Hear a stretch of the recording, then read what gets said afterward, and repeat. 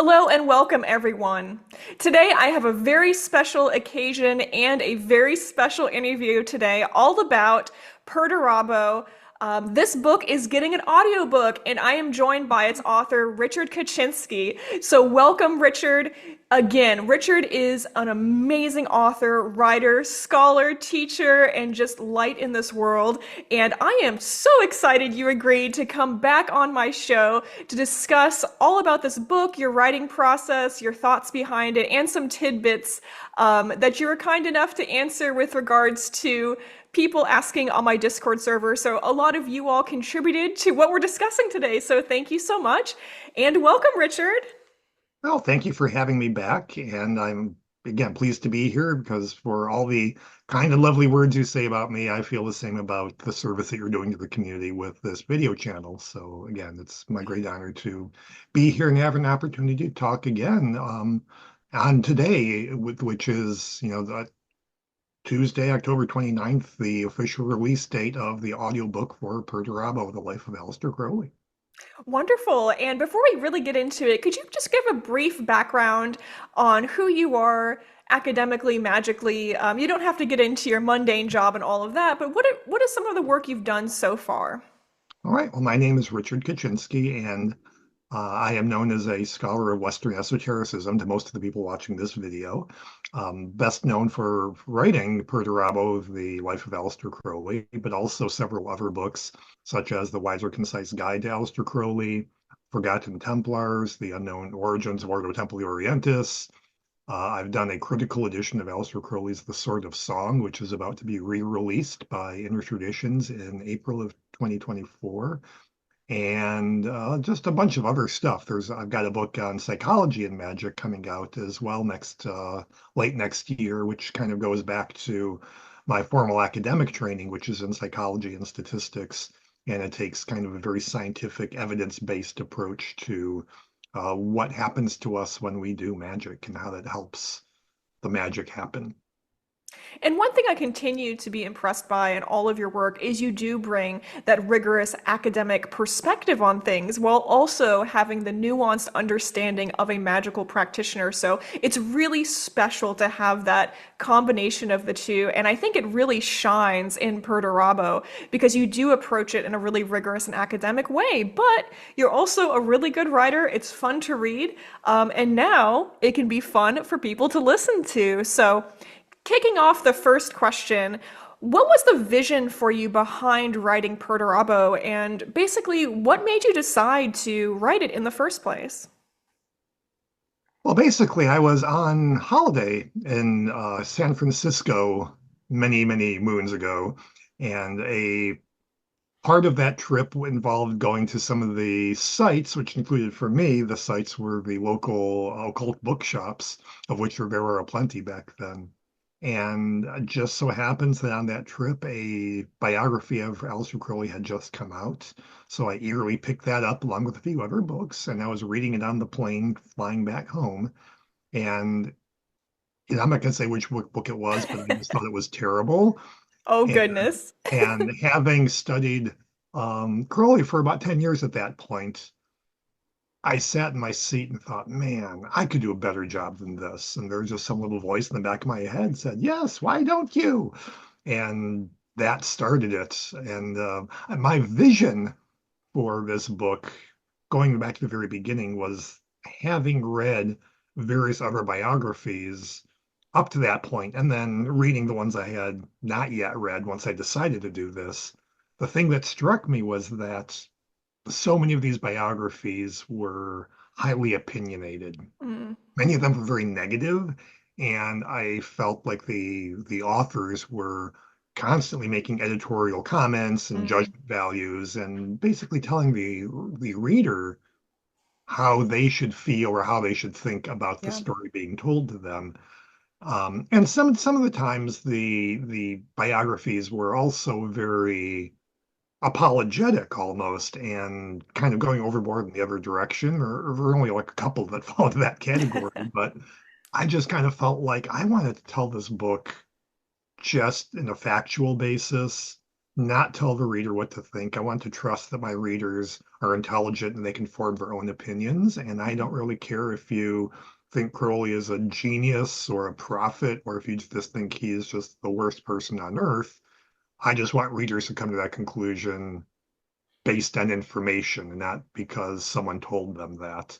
Because that's kind of a pervasive problem, even to this day, from people who haven't taken the trouble to educate themselves about Crowley. A lot of their opinions are formed on what other people have told them they should think. And I wanted to combat that. I love that so much, and I really love that it's in the spirit of free thought, critical thinking, and it really, you give a lot of respect to your readers that is far too often rare, and was so refreshing to read that book and now listen to it. And so before we transition to a further discussion of the audiobook and the audiobook process, I do have some special questions from some of our friends on Discord. Okay, So here him. first of all, thank you so much, everyone who sent me questions. And the Yes. first one is, in your opinion, what era of Crowley's life was your favorite to write about, and which era do you think is the most important? Well, for the first part of that question, I think I'm kind of torn between two possible eras of Crowley's life. One was the era where he was doing a lot of mountain climbing, and I devote quite a bit of space to that in the book because it seems to be something that got short shrifted in a lot of other biographies of Crowley, or at least prior ones. And I thought that was a serious oversight because this experience was very formative for Crowley and how he saw himself and how he saw the world. Not only was this for him a case of physical and mental discipline, but that his experiences climbing these mountains very much shaped the way he saw the world. There's a letter that he writes late in his life to, I think it's Jack Parsons, but basically he's saying, how his view of the world is very different from, the recipient saying, have you, walked among, Mhm. places on Earth, where no one has ever set foot before. And he lists other things, seeing the great works of art, knowing, prominent writers and artists and things like that. But the fact that he mentions, setting foot and walking in uninhabitable places on Earth where no one has ever set foot before. And he says, bear in mind that my view of the world is very much shaped by these experiences. Wow. So I wanted to give that the attention that I thought that it deserved. And that involved just digging up all sorts of mountaineering journals and books and accounts of those climbs to put that all into perspective. Um, and before I go to the other era that I thought was fun, I guess I have to add a third one to this. And I think the other one I really, really enjoyed researching was Crowley's genealogy, because that's something that really hadn't been looked at either. That, yeah, okay, he belonged to this family and they had money from the Crowley ales. But once you start digging, you find out that they also had money coming in from their involvement in railways and engineering, and that Crowley's great great grandfather was someone who corresponded with Benjamin Franklin, and just kind of making this person and who he is and who the family is just again a little bit more real to me. It's not just there aren't just names, but there's actually history and a story. But my absolute favorite, I think, and probably the most important period was the the later 2 decades of his life. Partly because that is an era that was not covered by his confessions, which for many people is a primary source of information about Crowley. And thus, those last 20 years in previous biographies tend to get, again, very short shrift. And I, again, think that that's a mistake because this is the point where Crowley's mature thought was being expressed. Whether it's in books like Eight Lectures on Yoga or the Book of Thoth or Magic Without Tears, these are all books where you're really hearing Crowley after a lifetime of practice and thought about Thelema and magic, kind of crystallizing his opinions. And those books, Magic and Theory and Practice and so on, that come after the confessions period, that Chaflu period of the Abbey of Thelema, is really where a lot of his most important thought gets expressed. It's his most mature thoughts. And again, the Thoth Tarot, which is just immensely influential. So I wanted to, again, give that part of his life just as much space and just as much attention as the earlier parts, which other biographers had covered in great detail because Crowley wrote about it in such detail. But that just involved doing a little bit more digging and research to be able to fill in those missing pieces that Crowley hadn't written about. Yeah, thank you so much. And I think those are fantastic points. One of the things, not to make it about me at all, because this is an interview for you, but when people come to me and they're like, what are some essential books to understand Crowley or Thelema? It's like, of course, Confessions is in there. Of course, Magic and Theory and Practice and all of these other books are in there. But I also put Perdurabo in there as well. And obviously, I'm biased, but you do cover very important parts of his life, and you cover things outside of just what was in the Confessions. So if people really want to get a good grasp of Crowley, the biography to refer to is Perdurabo. Like I said, if you're just going to pick up one, make it Perdurabo. I mean, I'm not saying don't read Confessions, but if you're if you're going to, like I said, read one thing, I think you'll get more out of Perdurabo than really anything else out there. And then if you were to build upon Perdurabo, there's some other fantastic biographies out there that I always link to, that you can throw into the mix. But yeah, thank you for that. Give me a prompt to mention that as well.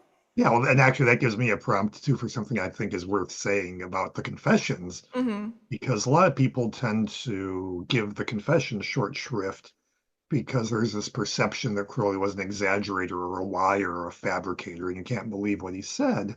And one of the things I found in writing Perdurabo is that, particularly with the second edition, one can go back into genealogical records, historical newspapers, and things like that to look up facts Hmm. and things that Crowley talks about, like his neighbors and the escapades he got into, the school teacher. There's a story that when he was a kid, he prayed for his teacher to die, and then when the teacher did die, Crowley felt, young Crowley, it just felt terrible. It's like, oh my God, did I do this? Hmm. And I was able to find these people in the historical records. Crowley was not making this stuff. He was not exaggerating, and more often than not, what he writes in the Confessions is in fact surprisingly accurate, given that some of the stuff he's writing, 40 years after the fact.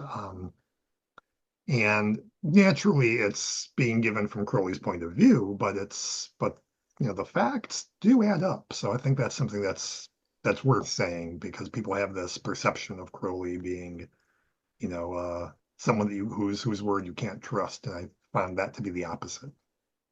Wonderful. Thank you for that. So I have a few more Discord questions to get through. This All first one right. is a fun one. So you're often seen wearing a particular hat. Can you talk about where that hat came from? Absolutely. And this, of course, has nothing to do with Crowley or Flame or Magic or anything, but I have a I mean, I'm actually, my hat size is an XXXL, and most hats do not fit me. And when I moved to North Carolina, I had the experience of just walking between a few buildings at Moogfest in downtown Durham. And just from that walking between buildings, Hmm. I was getting sunburns, so I need a hat. And I just disliked most of the hats I saw, and most of them don't come in my size anyway. And then I came across this picture of a hat that was done in kind of this retro early 60s Beatles style and really liked them. And it was in jewel tones. And so that really appealed to me.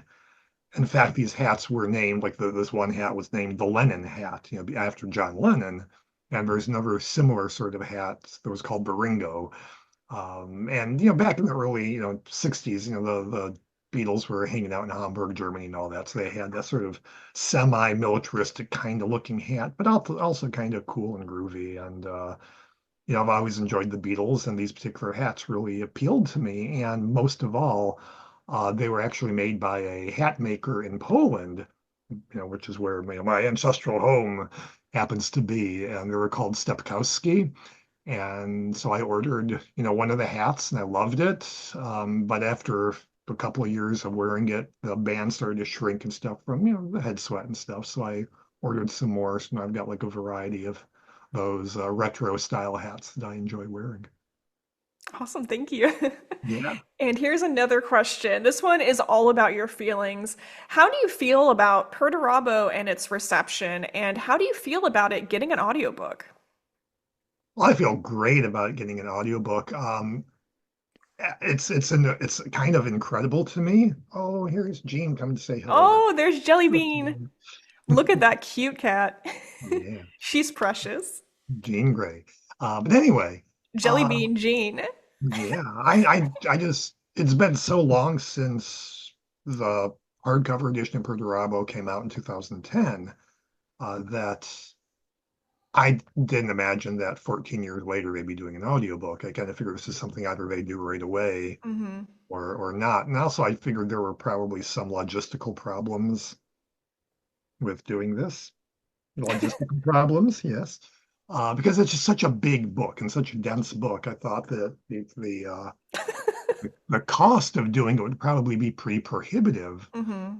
And actually, as it turns out, the audiobook runs for 30 hours, which is like Wow. 3 or 4 times longer than a typical audiobook, but it's unabridged, it's all in there. And so I'm just surprised and grateful and shocked and over the moon happy and ecstatic that North Atlantic Books decided to go ahead and do an audiobook because people have been asking for it for years and years. And I'm just like, that's not up to me. My publisher had those rights to do that, and it's kind of in their ballpark. So again, just couldn't be happier that this day has finally come. And Wonderful. and, and the reception in general, I'm again just overwhelmingly grateful. I set out to write this book because I felt that the book I wanted to read about Crowley didn't exist. And for Yeah. me, it was very much a labor of love to just tell the story in a matter of fact kind of way. And the amount of time spent doing the research, going to places, buying photocopies and microfilms, travel, and just the number of hours, countless hours spent, tracking down books or just writing and revising this manuscript. And there's no way I was going to make enough money to like pay for my time and Hmm. investment in this book. This is a labor of love.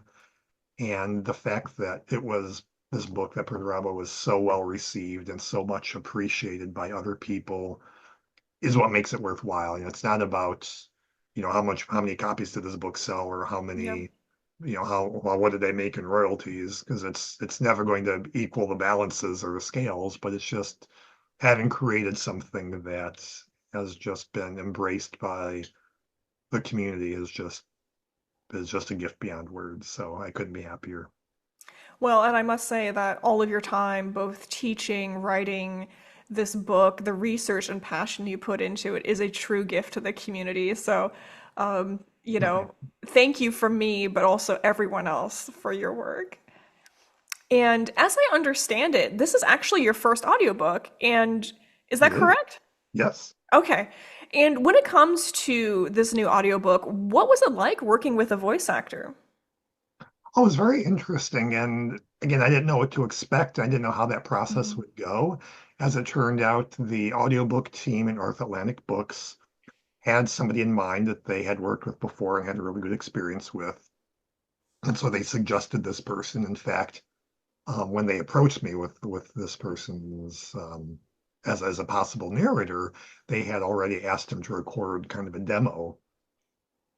And I listened to the demo, and his approach to this was originally to do the documentary filmmaker voice, which I get and I understand because it's a nonfiction book, right?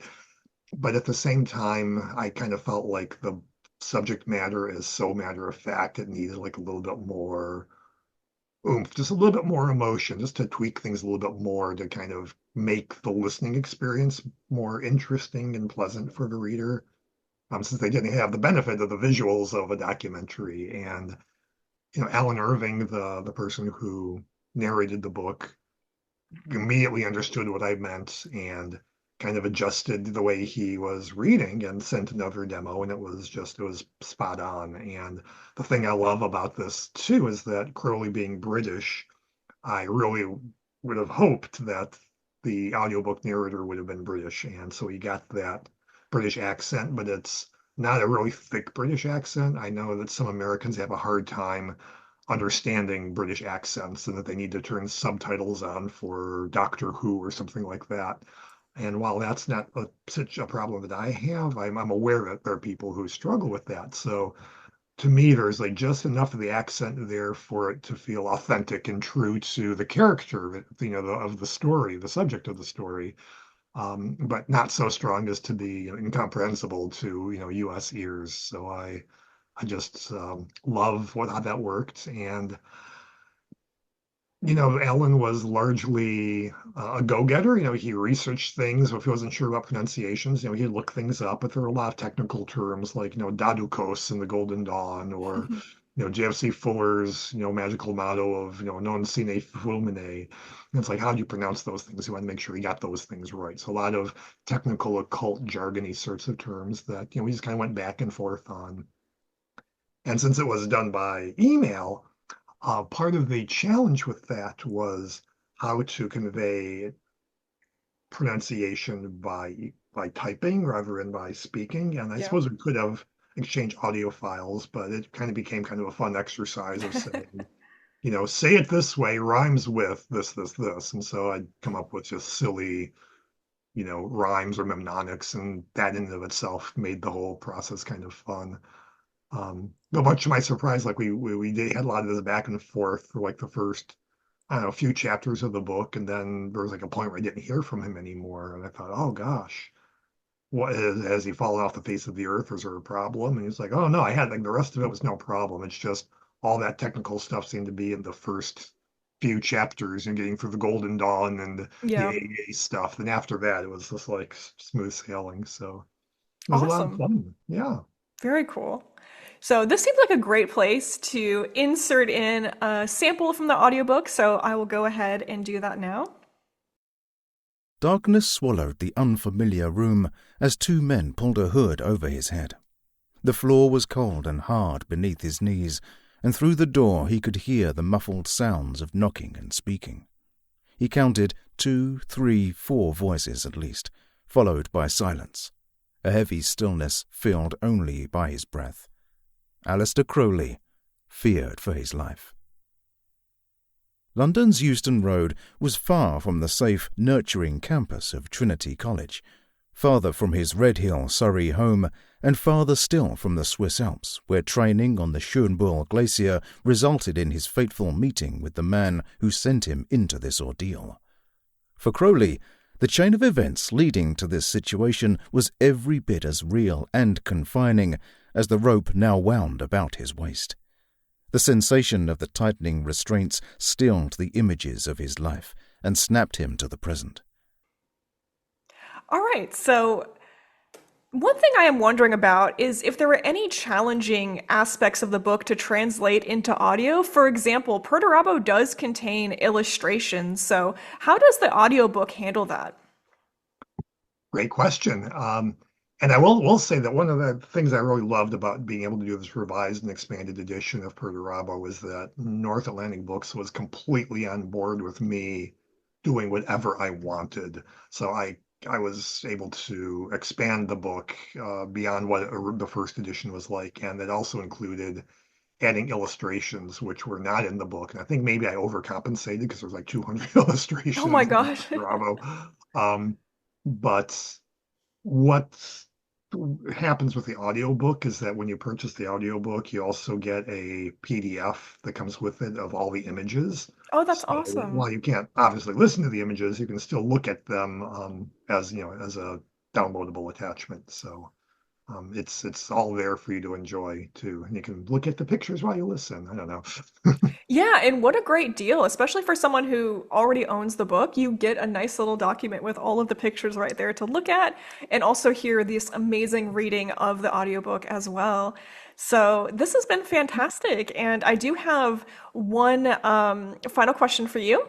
Of So, course. what is the best way for new listeners or fans to connect with you and keep up with your work online? Oh my gosh, yeah, I'm on many places online. I have a website at richard-kaczynski.com. But a lot of my places where I keep things more up to date and check in frequently are on social media. And you can find me on most of the big platforms such as Facebook, X, Instagram, Threads, Blue Sky. I haven't quite made the jump into TikTok because most of my content is word based, typing based, and maybe and occasionally visuals, but videos are a little out there for me. So, Yeah. but those other places, you can find me as well, and as well as, in your favorite bookstore or audiobook store now. Absolutely. And the audiobook is available on audio, Audible, Amazon, and a lot, basically all those places you can Everywhere, listen yeah. to. Yeah, audiobooks online. And all of those links will be below in the description so you can quickly click them. And So, for people who want to write you, what's the best way to write you directly? oh gosh, I mean, I get a lot of messages that are like non-messages, just like "Hey" or whatever, with no real content in them, and on all the social media platforms. And so things tend to get lost there, but at the same time, right now, that's really kind of the best way of doing that because I generally don't put my private email address Yeah. online because that's just, spam bots will pick that up and then I will get even more Hmm. inundated with spam than I already do. So I would say message me on the social media platform or you can always leave a comment on one of my posts. That might even be better than Yeah. messaging me because a lot of these platforms will filter messages into a message requests folder or whatever. I'm I'm so glad you mentioned that. So, I, if you message Richard on social media, it will basically go into a black hole. And your only hope of it coming out of that black hole is when I remember he doesn't check his spam or like other message inbox. I'm like, Richard, pull out your phone. Let's check your messages. And we've actually found some really good stuff in there, but like there's no guarantee I will think to do that and remind him. So just your best chance is, sorry, I'm speaking for you, but like seriously, leave a comment on social media, or even better, go find him in person when he's doing a book signing, when he's giving a talk, when he's at a convention, and you can keep up with all of that through social media, and through his website and all of that. So Richard is an incredible speaker and teacher, and if you're blessed enough to be able to see him speak, it's just amazing to connect with him in person. No, thank you. Yeah, and when making an appearance somewhere, I'm always happy to stop and sign a book for people. And I've done that a few times already at this year. And also the messages going to message requests folder, that's mostly gonna be people who I don't follow or whatever aren't connected with. So if you're someone trying to get a hold of me, who I am connected with on social media, I should get that message. But at the same time, I just get so much, and a lot Yeah. of these messaging apps, once you read the message, you can't mark it like as unread to like as a reminder to kind of go back Hmm. to it. Because a lot of times I'll see a message and go, oh yeah, I got to respond to that person, but I don't have the time right this moment. And then it's marked as read, and then it disappears in the stream of, gazillions of other non-messages and spam bots and Yeah. uh, And also, an important side note is I am not Richard's secretary, so don't write me no, trying to please get to don't. him. There are opportunities occasionally through my personal Discord server. So I run a Thelemic study group Discord server, and I'm just going to take a moment to plug that. There's opportunities sometimes where Richard is a guest in the Discord, and you can actually interact with him over the Discord live audio and ask questions. Or even for this interview, I was like, hey, does anyone have any questions? And participants in my Discord server were able to do that. So, ways to join my personal Discord is, of course, through Patreon. That link is below. Or if you have a financial need and are having difficult financial circumstances, just write me personally and explain. And I can, if you can't afford to pay the dollar a month, I'm more than happy to get you that invite. So, it is freely available to everyone. And that is another option for people who can't make it in person to stuff. Yeah, your Discord is awesome, and Thank it's you. just it's a very healthy and wholesome place for people to get information about Thelema. Thank you. Yeah, we have lots of fun in my Discord server. Right now, our book club is reading David Shoemaker's The Way of the Will, and we always have all kinds of fun events. We do an EGC study, occasionally a Thoth Tarot study, so all that good stuff. So thank you for that chance to plug my Discord Absolutely. server. And I guess I would And just very quickly, if I could, just yeah, add, please. I'm generally happy to like talk to people and be available. I mean, I'm generally not going to get engaged in like teaching, I'm not, teaching magic or magic advice and things like that. I mean, a lot of that's kind of like work you got to do on your own. But if there's stuff about Crowley, factual, historical Hmm. stuff, interview requests or anything like that, I mean, I'm happy to do that. The trick is just I get inundated with so much stuff. The trick is just for me to actually have it hit my radar. So, if, don't give up. Yeah, definitely. Um, and yeah, that about wraps it up. Thank you so very much, Richard, for talking Um, about your experience with this audiobook. I am overjoyed to blast this out there and let people know about this amazing audiobook. What a great opportunity to experience the magic of Aleister Crowley as well as Richard Kaczynski's writing. So, and of course, thank you so much to all of our viewers and listeners. But above all, thank you, Richard. Oh, my pleasure. And that's so happy to be able to talk to you on this special day, the actual launch day of the book. So Yes. thank you for making the time for me. Absolutely. And as always, everyone, I'm the center of expression for the primal will to good, and so are you. Thanks, everyone. So am I.